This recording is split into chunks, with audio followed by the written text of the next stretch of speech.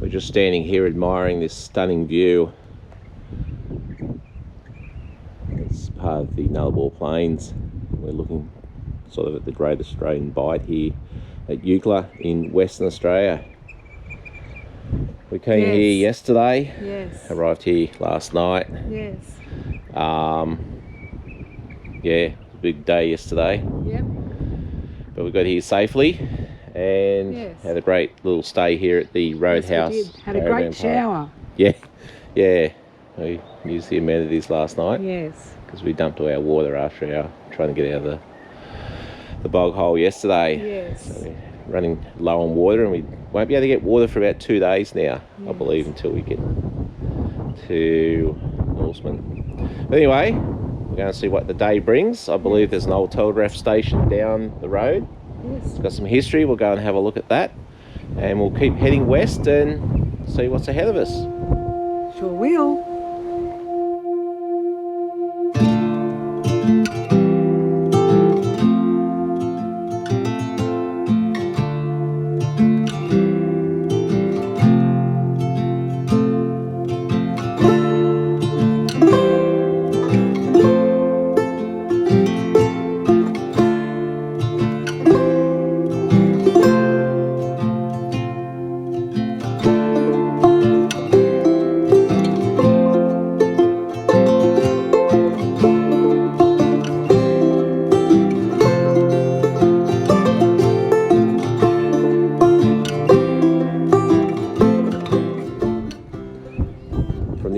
That we've read, the ruins up there was the Postmaster Station, and just down here is the second telegraph station, built in 1898.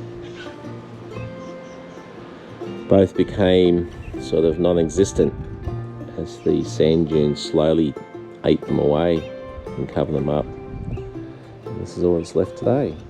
This building played a vital role in the country. It enabled the Telegraph Line to be connected into Western Australia. So what used to take weeks and weeks to get information out, then only took a few seconds. I suppose comparing it to today, it's like the internet that we have. Back then, it would have been a massive step forward. Well, Natty? Yes. Here at Eucla. Yes. Gateway to the Western Australia. 1268 kilometres back to Adelaide, where we've come from. Yes. We've still got 1435 kilometres just to Perth. Yes. Looking at that sign and everything around you, what do you see? What do I see? A whale. A whale. Most people see a big grey whale. Yes. You know what I see? What's that? Emu export sign. Oh, yeah. So you know what that means, don't you? It might be emus. No. Oh. New South Wales, I drank. Oh, right. Yeah, Tuies. Victoria, I drank. Colton Cold. Draft. Colton Draft. South Australia. West End. Guess what's going to happen next? Bottle shop. Emu export. Emu export. Yep. Sticking to the tradition of drinking each state's local beer. Not sure what emu export tastes like, but emus. find out. Oh, we're having a lot of fun. Just reading this sign, which is aged a little, talks about this whale. It talks about the construction, transportation and erection here in Eucla by the townspeople at Albany. Now, it also talks about how Albany was the original Western Australian town. We're heading towards Albany in the coming days. And one thing to note about Albany, it's the location of where a lot of the diggers left Australia and headed to the First World War. It's the last port they were in before heading away from Australia. What have you found here, Natty? Oh, an old-fashioned swing. How good is it? My God. And it's nice and squeaky. Yep, give it a go. Go on, rev it up. Put the pedal to the metal, woman. I am. Go faster than that. I want to see you go right up in the air. Pretend you're a kid with no fear. There's some old stuff here. How good. The old-fashioned slippery dip. Hey, guess what, Natty? On the slippery dip. Okay, we've got a daredevil stunt going on here. The old slippery dip. Hope it's not hot. Yeah, that's right. The good old days when they were hot. Yep. Used to tip water down and make it more slippery and cooler. Alrighty.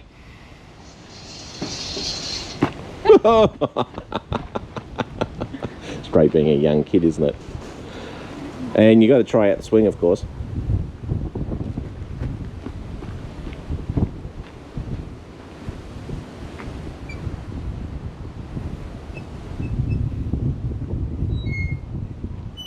Oh, I still haven't got the good squeak. Yeah. Oh, yes.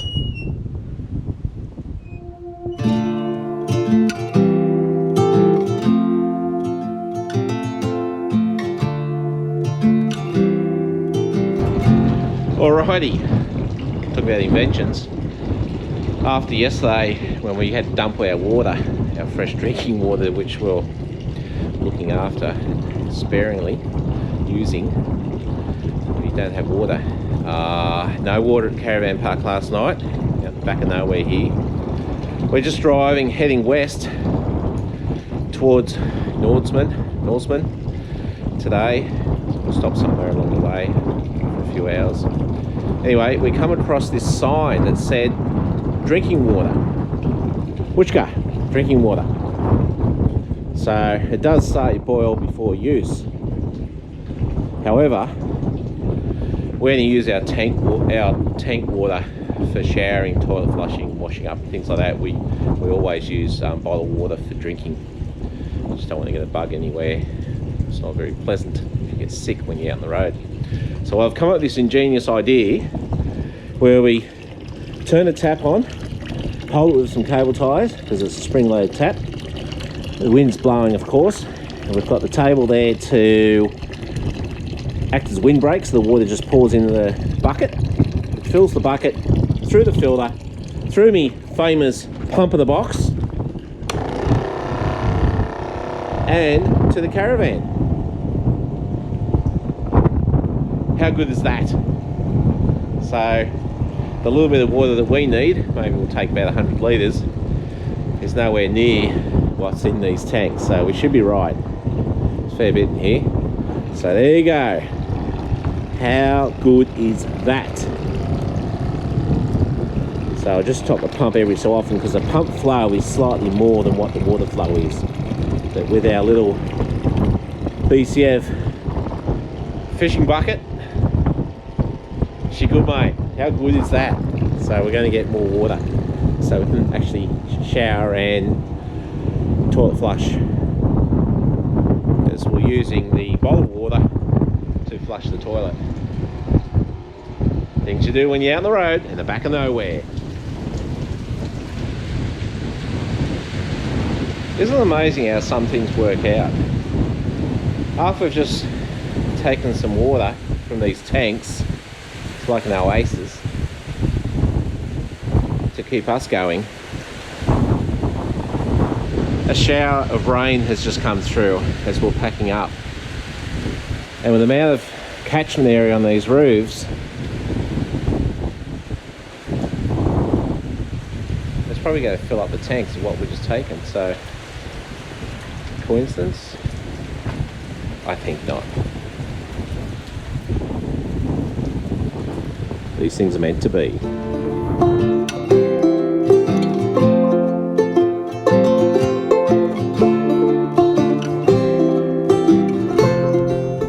Well, good morning, everyone. Hi, everyone. Wow. What can I say? I know.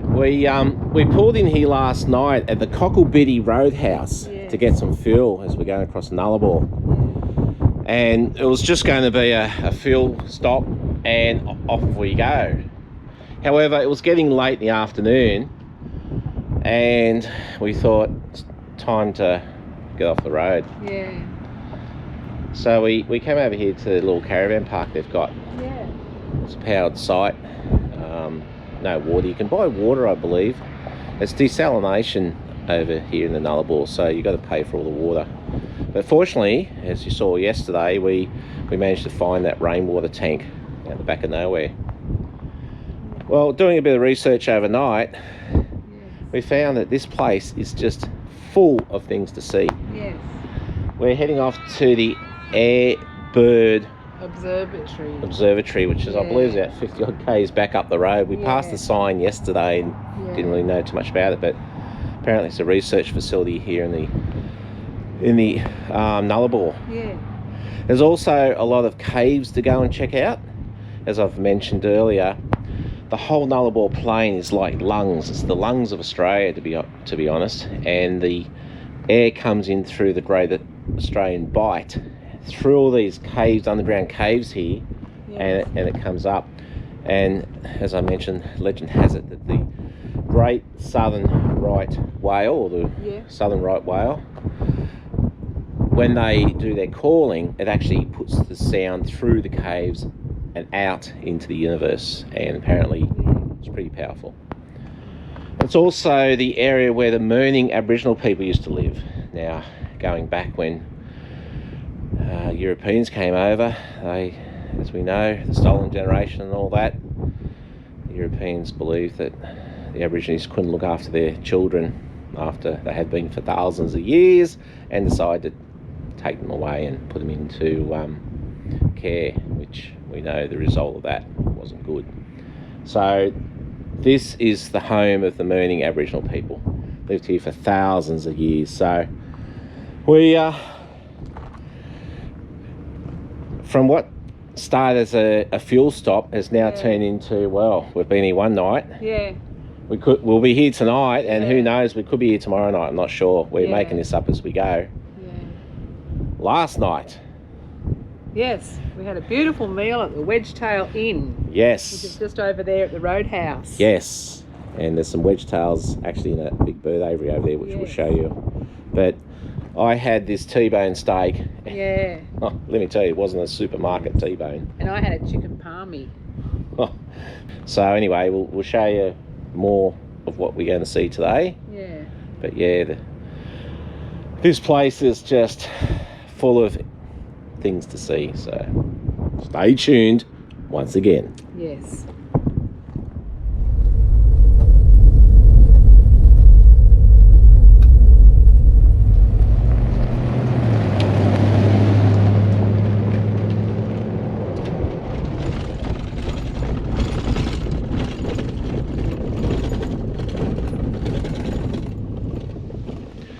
We've come along the track, as the sign says, it's 20 k's back to the Eyre Highway. It was not too bad. There was corrugations for some of it. Just need to go slow, although I tried different speeds to try and bounce over the top or go into them.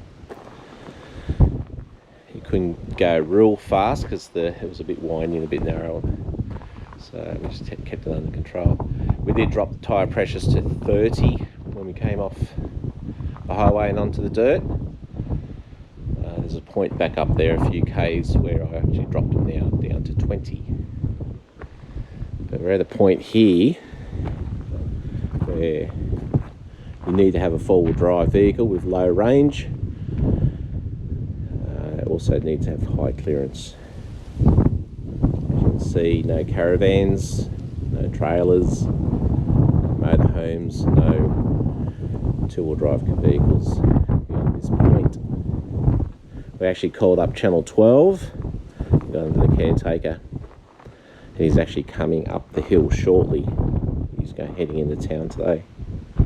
So we're just waiting up here for him.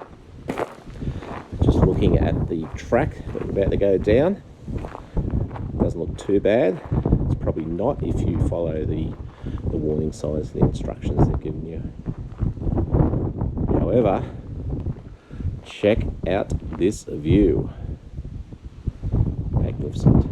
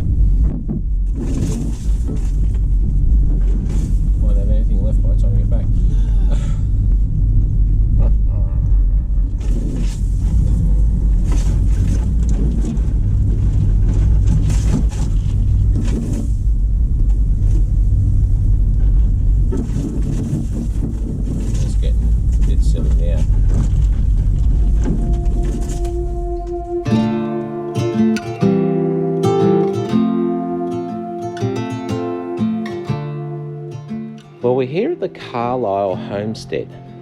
Yes. It was built as a sheep station back in the 1920s. And due to not having any water available, it wasn't successful. Also, apparently, it's believed that the two sons were sort of sent off to war, and with the sons gone and no water, well, the sheep station never really kicked off.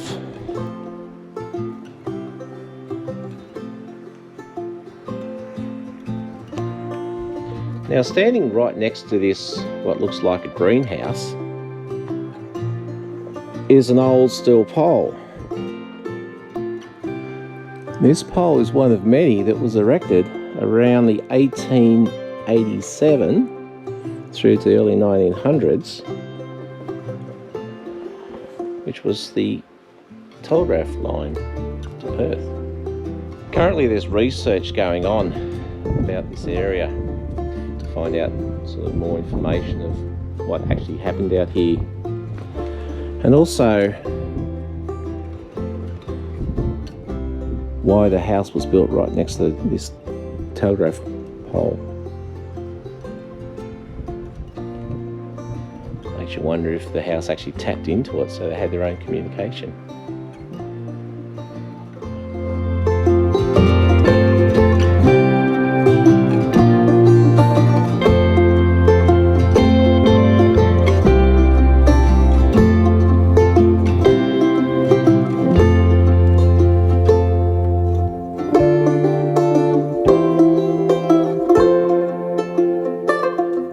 It's amazing how they've created this sheep yard,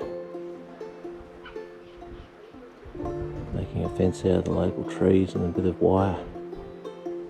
It would appear that this is the shearing shed.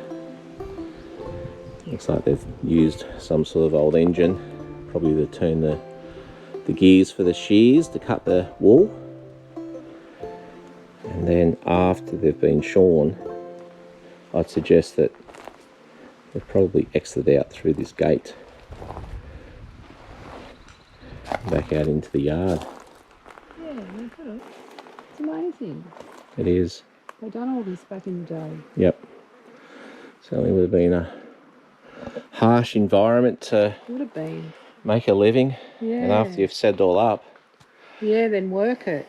work it, and then to fail because there was no water. Yeah. Just standing here looking at another one of these telegraph line poles. There's some wire hanging off it. And I would assume that this is the original wire that was used to convey all those messages along the southern part of Australia. That's pretty amazing, isn't it? Someone has put all these poles up and strung all these wires together right across Australia. Amazing.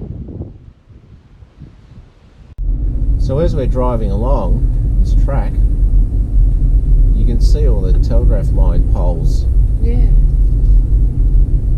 So this is the route they took. And from what I was told is that there was two lines. One was sort of up from the coast and another one was along the coastline. Yeah. So, and eventually they joined them together.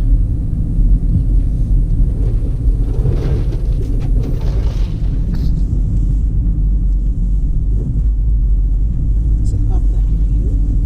I'm not sure. I'm thinking so, maybe.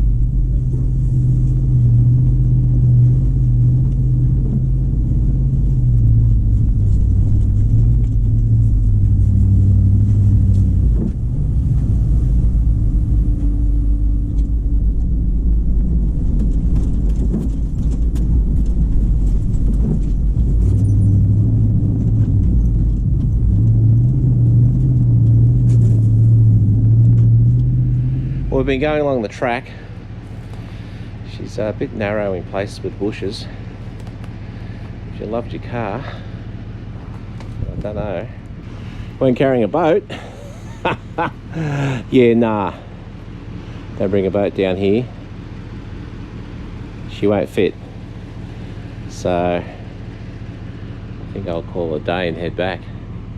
By the looks of it, I've got some really horrible scratches on my beautiful wrap there. So I'm just going to turn around and call it quits, I think. I don't know what else is there, but yeah, it's just getting a little bit sort of silly. Anyway, seemed like a good idea at the time, but we'll meet the feed on this one.